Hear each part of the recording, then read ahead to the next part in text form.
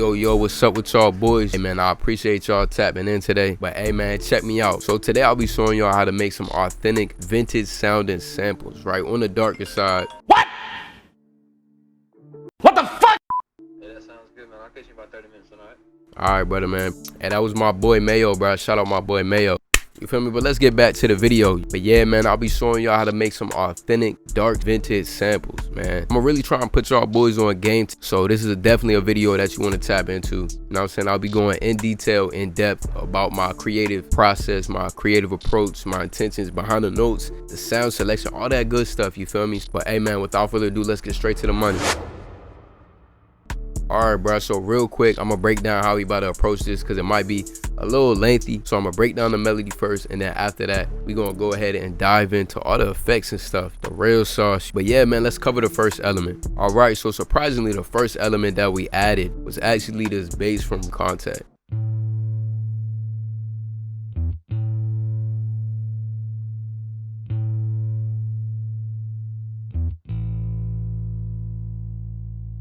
Alright, so understanding the context of the sample, the bass is a huge driving force for those melodies. All them old head type tracks, you feel me? You gonna hear a lot of bass. You know what I'm saying? I like to think when the bass move, you move. You wanted this bass line to serve as a foundation just to spark some new ideas. Now I wanted to really emphasize giving it some rhythm, and it leaves a lot of room for guessing. So I was able to really like kind of draw out the notes just by having this foundation. All right, so the next thing I did was I added these rolls from Keyscape, this LA custom warm preset.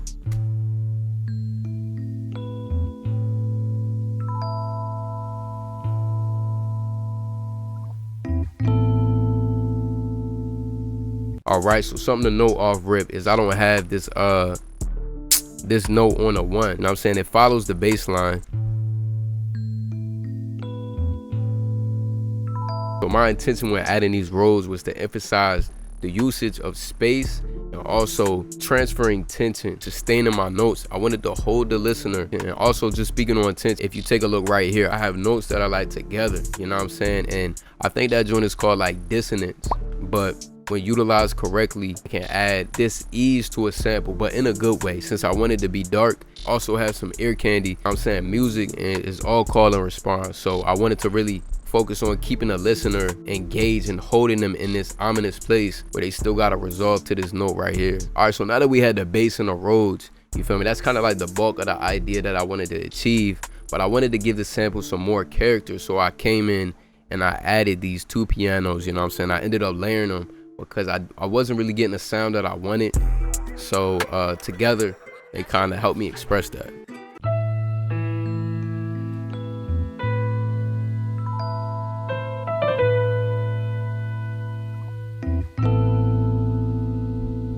You feel me? So these pianos, they serve as the top line. So like I said, my intention with this was to give this sample some more character. I didn't want to take away from the main idea that I already had. So I wanted to utilize ear candy and using as minimal notes as possible to keep the sample cohesive. If I had like a bunch of notes playing, you feel me, I'm gonna end up actually distracting the listener from how I want them to move with the sample. So I kept it really simple. I knew I wanted to chop the sample, you feel me? If you hear this and the chop, boy, that joint is crazy. You feel me? I'm just complimenting what I already have, and I'm constantly just adding on that main idea. And another thing to note is that I did not quantize these notes. I wanted the sample to sound organic and keep that integrity just by me having a little bit offset if I was to chop it, or if I was to add some drums, it adds just a little bit more swag to that joint. All right, so in this point of creating, I really wanted to put the sample in an environment and give it some context. I think it's really important to establish context, rhythm, and atmosphere around what you're doing. It's those small things that are really going to make you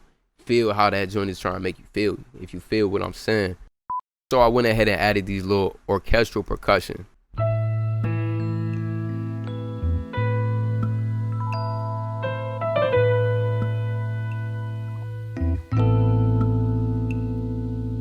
Now, knowing that I wanted to create something vintage, these joints were just calling my name. You know what I'm saying? So these percussion, they were subtle enough to serve a purpose, but not interfere or take away from the idea. You know what I'm saying? Really focus on painting a picture. If I make a sample, can I make you actually feel like you somewhere where that joint is playing? Like if I want to make some smooth jazz shit or some spy type vibes, can I make you feel like you got goggles on? Can I make you feel like you got a lab coat?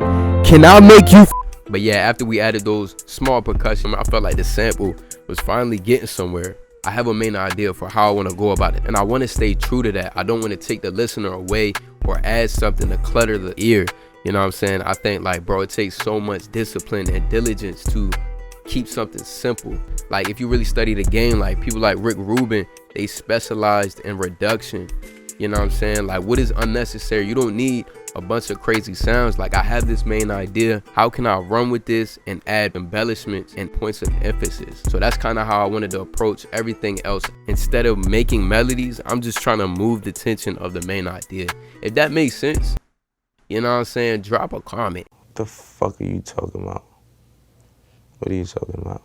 All right, so the next thing that I added is I added these strings from Mellotron. Really simple. I didn't do too much.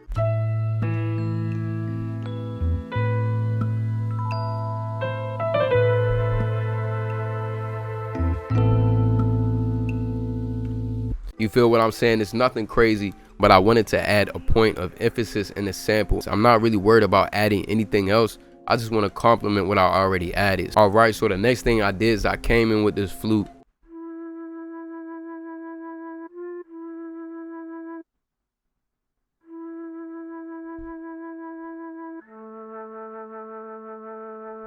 Like, bro, I'm not using a lot of notes. I use 1, 2, 3, 4, 5 notes. I wanted that to complement and serve as a top line, just to give the sample a little bit more character and keep true to that main idea that I had on me. But if I do this for like 8 more instruments, it'll still sound cohesive because it's not a lot going on. It's just a lot of contrast or different sounds.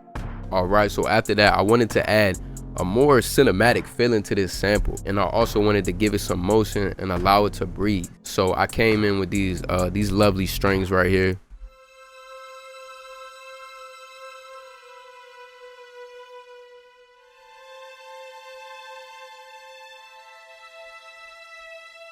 And like these notes, man, they sit in a higher octave, so they're not fighting or clashing with any of the other melodies that I added. I kind of wanted just to put somebody in a blanket, right? How can I put just a layer of warmth over this sample? All right, so from what I broke down so far, I'll go ahead and play where we're at.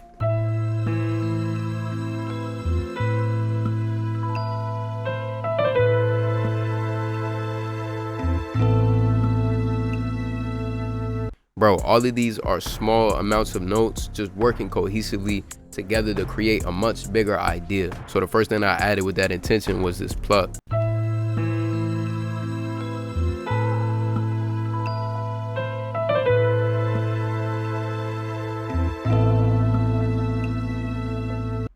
Okay, so now after that, I really was focused on trying to put my sample in an environment, trying to add some context to my sample. You know what I'm saying? Like I said again, knowing just the genre, there's certain qualities about the records and tracks made during this time period. Like everybody knows, bro, like vintage stuff has noise. So I came in and just like a culmination of a bunch of effects. As you can see, I added some noise, these chimes, I added snaps. You know, I recorded me snapping. I added percussion. But just to be mindful for time, I'll play y'all all the effects that I rendered out and stemmed together.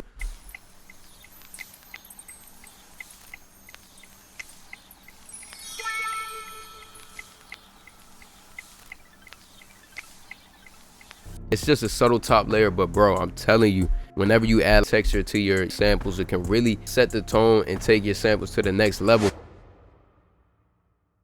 All right, so finally, everybody's favorite, just the cherry on top. You know what I'm saying? That joint. If you know Svrge, you know I'm slapping some vocals on that joint.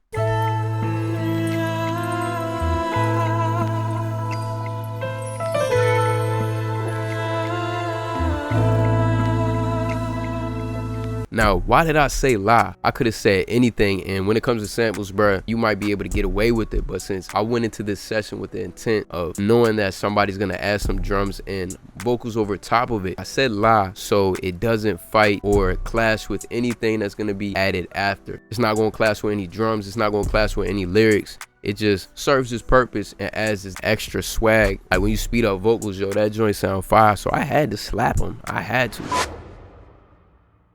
All right, now we're gonna get into the sauce, man, to the mixing, that nitty gritty. I was just looking at the sample, it's leveled. A lot of these sounds are just EQ'd or panned. You know what I'm saying? I think like, bro, you should not have to do too much when it comes to mixing. All right, man. So off rip, we got the RC20 on the Rhodes. Now, I really wanted to emphasize texture in this sample, so I just used it for the wobble, the wear, and the noise. Then I came in with this little OTT joint. Now it's a free compressor. I'm not gonna lie, bro. It's weird. It has its own sound, and I like messing with this little knob right here. This is what I usually adjust these two. But yeah, bro, I really like using it to bring things forward and in your face in the mix. Alright, so next we got the bass. So all I did was just throw in this saturation just to give it a dirtier sound, you know. Then I came in with this little EQ right after just to tame the high end that I got from really pushing the saturation. Alright, now for the flutes, man.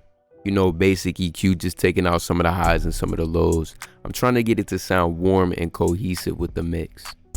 Alright, man, for the piano. Alright, so for the first one, I just used the stock EQ and took out some of the highs. For the second piano, I started with this OTT. You know, I really wanted to bring it forward and in your face in the mix. And then I added this second EQ just to clean it up and highlight the warmer tones. Alright, so for the vocals, the first thing that I added was this compression, just to glue it together and make it stand out more in the mix. You know, I came in with the auto tune. Now, I ain't gonna lie, bro, relax, chill. I'm already knowing my joint is svrge, bro. I just been thugging that joint out, bro. But yeah, bro, I really didn't use too much auto-tune for these type of samples. You want to keep it as organic as possible. All right, the next thing that I added was this delay, this quarter ping pong delay, you know, nothing crazy. Then I came in with the RC20, man. Now check me out. So down here, they got this little EQ. Bro, these are really fire for making your vocals sound warm. I added a little bit of distortion, the crunch preset, and the wobble, and some mechanic just to give it a little bit more texture. All right, then we threw on this little Valhalla. We got this setting all the way on the lowest, this little size setting. I want my reverb to be tight so it can emulate room distance. By having my reverb almost mono, I can either push the sound forward, push it in front, behind. You know, I get a lot of spatial control just by understanding and manipulating the reverb. Then I added this SSL channel just to brighten up some of the tones and make it sound more cohesive.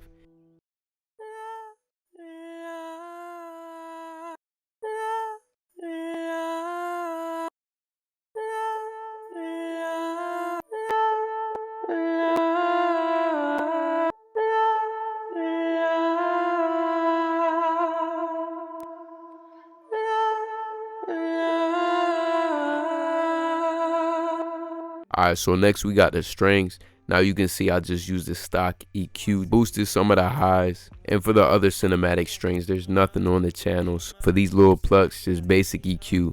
Took out some of the highs, took out some of the lows, just fitting it in the back of the mix a little bit. And yeah, bro, I ain't gonna lie, that's pretty much the sample, you feel me? All we got left is the textures and the accents. And as you can see, bro, there's not too much going on, like maybe some stock EQs. For the majority, all of my accents and textures are just leveled.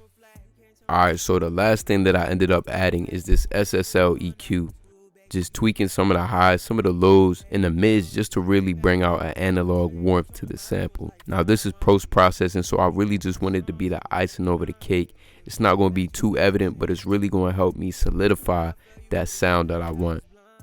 But yeah, man, so that's the sample right there. I hope y'all got some value from it. Much gratitude and appreciation for anybody tapping in right now, you feel me? My Psalms drum kit is out as well. Use code SVRGE20 y'all for 20% off. You feel what I'm saying? We throwing live and the year's almost over, so hey, let's go harder than we did yesterday. You know what I'm saying? That's what counts. But shit, man, y'all boys stay up, y'all stay easy. I appreciate y'all for tapping in today, you feel me? Until the next episode.